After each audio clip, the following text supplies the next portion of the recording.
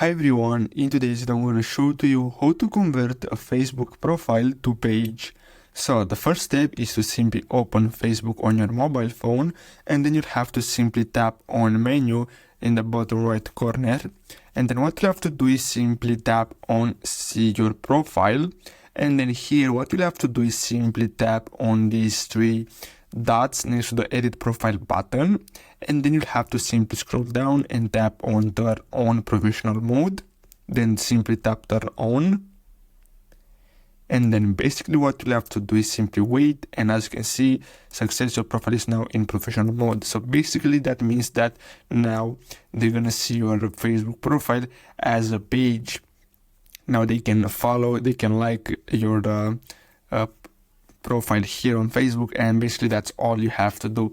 So I really hope you found this video helpful. Don't forget to like and subscribe, and I'll see you in the next video. Thanks for watching.